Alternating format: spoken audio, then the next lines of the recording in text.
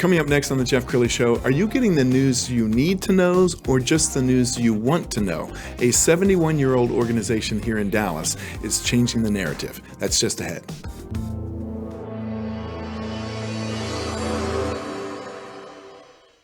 Many are predicting that the worst is yet to come, which is unfortunate, said one person here. Until now, they've enjoyed the reputation of being the nation's icebox. Watched a burglar in his home this morning by webcam. As a journalist of over 25 years, stories are what make my world turn. Reporting live from the Dallas newsroom tonight, Jeff Crilley, Fox 4 News. But in 2008, I took the jump from my familiar life and started a PR firm from my home. We're talking about anyone with a camcorder like the one I'm using becomes a television network. We started slowly growing the company, and we now have over 100 clients, and we've branched into the world of live digital broadcasting. I now own 8 different TV studios and have a huge team, and the stories that I now get to share are sometimes the most important of my life. Life has a funny way of coming around full circle. This is the Jeff Crilley Show. I was in TV news, as you know, for 25 years, and during those 25 years, the news changed. It changed from just giving you information that you needed to know to giving you information that you wanted to know in order to chase ratings. One organization that has never veered from the course is the World Affairs Council of Dallas-Fort Worth, and Liz Brailsford is with us today. She is the CEO and president. Thanks for coming on the show. Thank you so much for having me, Jeff. Thank you. You've been around since the early 50s, and yet I think there are still people who don't know what you guys stand for. Can you share? Yes, and first of all, thanks again for having me. I think it's an issue, or it's our problem that we have people that don't know about us. That's something that we're endeavoring to change each and every day. But yes, we've been around for 71 years. We are a nonpartisan nonprofit that is solely focused on engaging and educating North Texans on all things international affairs. And we have domestic in our mission as well, but we mostly focus on international affairs. And like we like to say, we like to go beyond the headlines. So as a news guy yourself, that's what you would do on a daily basis, is really getting that nitty gritty of a story and being able to provide that so that people feel informed in their daily lives. And that's what we're also doing on the important international topics of our day. More with Liz in a second. Let's show this overview video.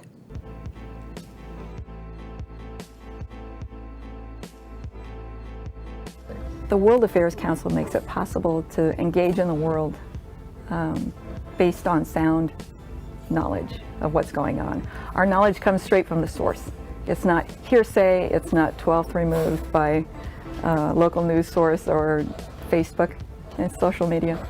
And that's really important to me. I want to know what's going on. I don't want to hear what somebody else's opinion of what is going on. And we get that on a global scale. We've had world leaders that have come down to talk to us 2 weeks after they stepped down from their position. And I have never seen anywhere else that provides that. I have friends that belong to the World Affairs Council in DC, and they're upset because we get speakers that they can't get. So they really work their magic to keep us up to date and involved.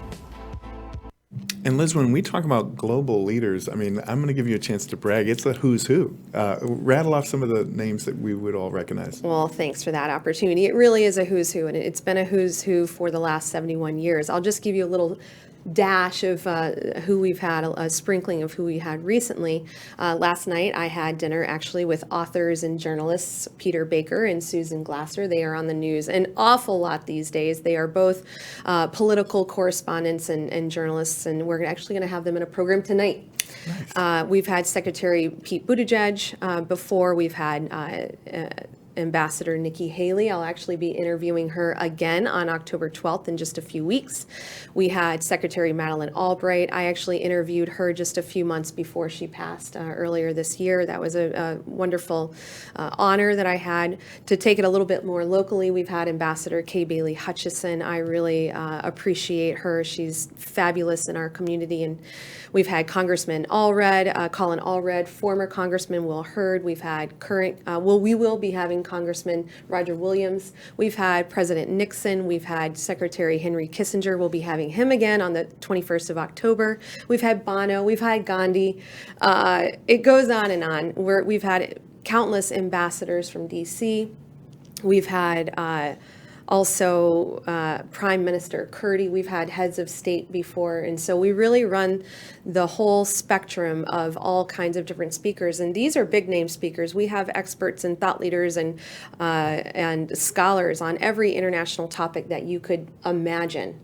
And these are just some of the big names, and these are recent also. You can think 71 years of that. Absolutely. I was on your YouTube channel, and I encourage the audience to do that. I want to show a video. This is you interviewing K. Bailey Hutchinson, I want to say several months ago, shortly after the war broke out. Is that right? Yep, that's right. That's right, as part of our real-time report that we offer. And tell us why you go directly to the news makers rather than relying on the news.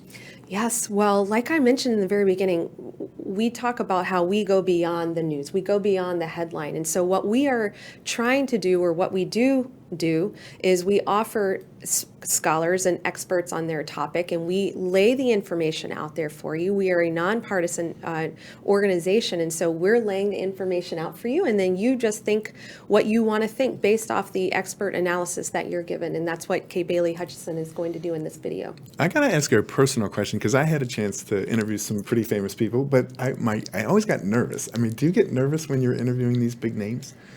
Gosh, you know, I don't normally. For Secretary Madeleine Albright last year, I wasn't nervous. Was I excited? Yes. Have I been nervous when I speak publicly? Yes. But I think it's been something that I've been doing for so long now that, as you know, you just tend to get used to it. And especially in my role and in my career, we have a revolving door of very special speakers and high-level speakers, and I think after a certain point you just get used to it. I probably will get nervous many more times in my life, but typically I don't. When you took over as the leader, I guess it was about a year and a half ago. Is that right? Yeah. Were you intimidated? Because you're leading a very a smart organization with brilliant people. I mean, that would be tough for anybody. Yeah.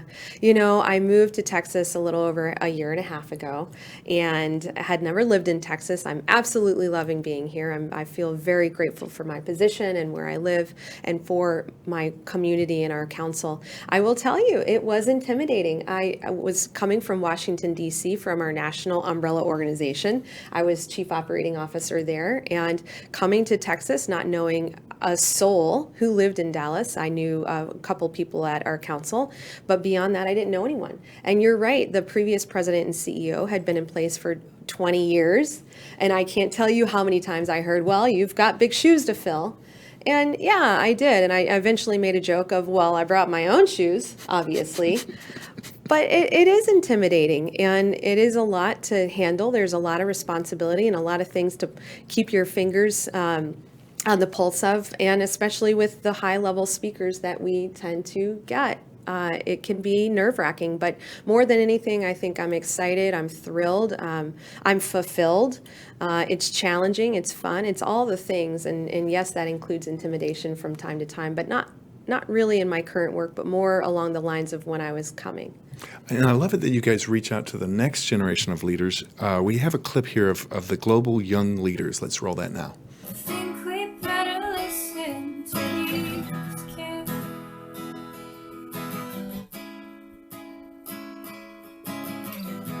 The World Affairs Council has impacted my life by giving me that global perspective and allowing me to meet different people that have different ideas and different perspectives than I do.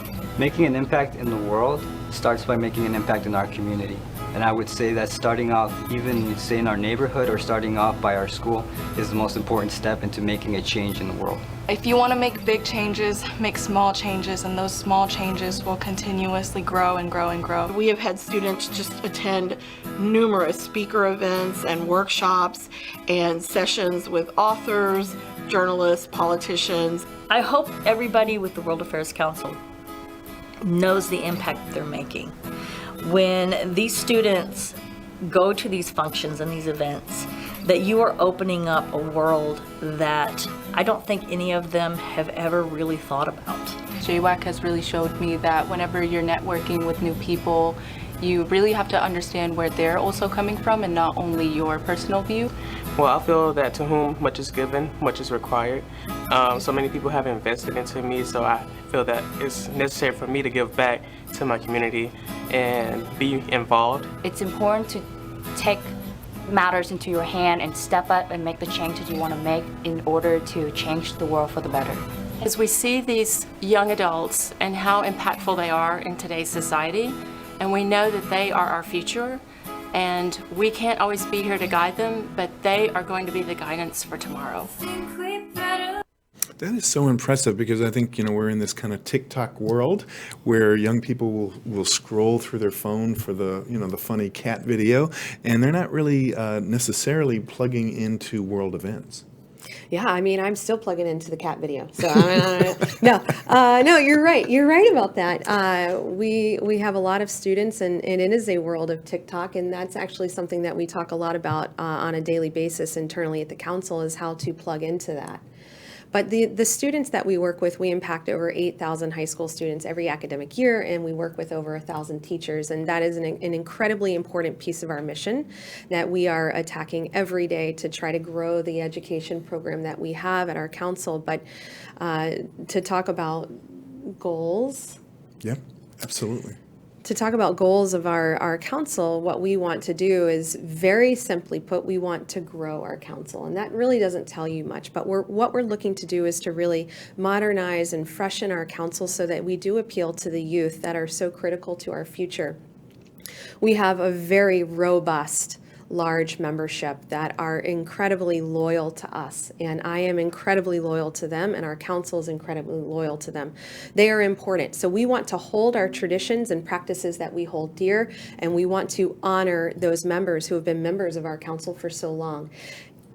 And in doing that, we need to reach our future. So we need to modernize, like I was saying, and we need to grow our council. So we're looking to touch groups that we've never touched. We're looking to have programming that appeals to a constituency that we haven't necessarily interacted with in the past. So we're looking to evolve our programming.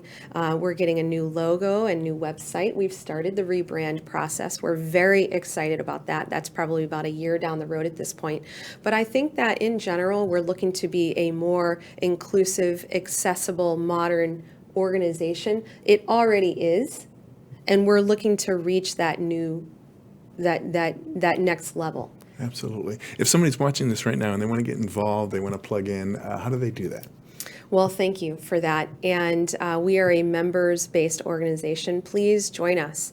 It means a lot to me. It means a lot to our staff and our council and our board. You can become a member at dfwworld.org. There are all the membership levels. We have corporate membership as well. And we want you to join our group of engaged and informed citizenry, where we talk about issues that impact our lives on a daily basis. So that's our website. We're on YouTube, Facebook, LinkedIn. I'm very active on LinkedIn, and Twitter and Instagram. And you can search us by WAC DFW, WAC DFW, and come join a program. Check us out. We'd love to have you. Outstanding. Liz, you've been a great guest. We'll have to have you back again soon. We're going to end with that website one more time. It's dfwworld.org. Thanks, Liz. Thank you so much, Jeff. And that's it for now. We'll see you next time.